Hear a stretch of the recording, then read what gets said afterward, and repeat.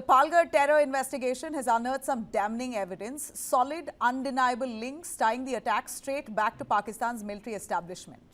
At the center of this dark web here is Hashim Musa, a Pakistani terrorist who's no ordinary foot soldier. Musa, in fact, was once a para-commando of the Pakistan's elite special services group, the SSG. Trained in covert operations, mountain warfare and tactical assaults. That's a man you see on our screens here. This is a man who was sent across the border, not by accident, but by design. Remember, he's not a freelance terrorist here. He's a trained army person. Pakistan state machinery, he's managed to be trained by them, and he's walked in to Indian soil and designed the entire massacre that's killed 26 innocents. In fact, we hear Musa was loaned by the Pakistan army to the Lashkar-e-Taiba to execute high-precision terror strikes in Jammu and Kashmir, and yet Pakistan denies its role. In fact, we have forensic and intelligence trails that have traced the attackers' links to safe houses in Muzaffarabad and Karachi in Pakistan. Interrogation of over a dozen Kashmiri overground workers reveal that this man Musa's army expertise shaped the entire Pahalgam attack. The evidence shows very clearly Pakistan backed the handlers, provided weapons, logistics, reconnaissance from across the line of control. This isn't cross-border terror, this is certainly cross-border warfare launched by Pakistan first, with Pakistan's own trained soldiers at the front line.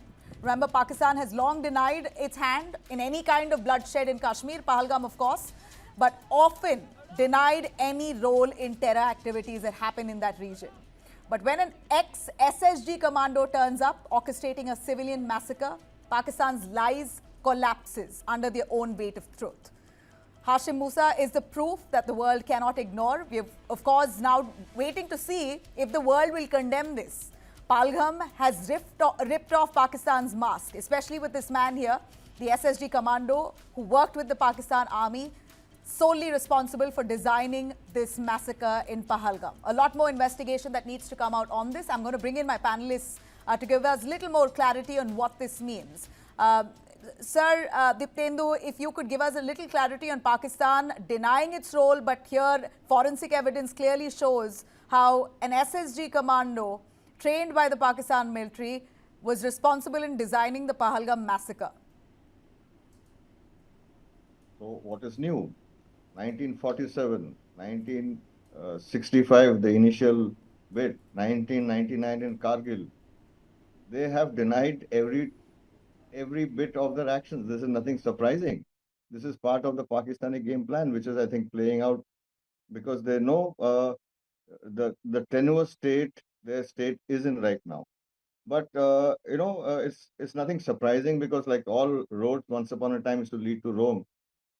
I think all terror acts in the valley, most certainly, and in J&K, most certainly lead across to possibly the GHQ.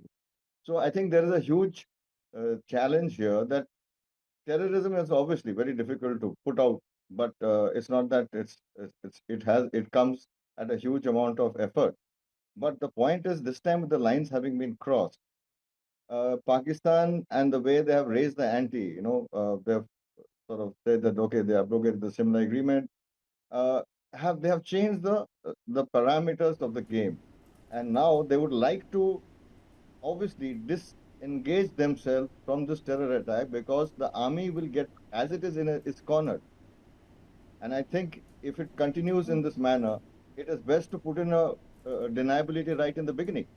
But the fact is, I don't think they're fooling anybody, and I think very knowledgeable panelists will clarify this. Yeah, I'd like to bring in General Kulkarni on that as well. Sir, how do you see Pakistan's refusal to admit? Of course, I mean, one couldn't expect any better. Pakistan will not admit it. But the fact that an SSG commando trained by the Pakistan army manages this entire Pahalgam attack, the massacre where he's targeted innocents, maybe the first time that we've seen innocents who were targeted. It was strategic that innocents will be killed, and largely of a certain faith.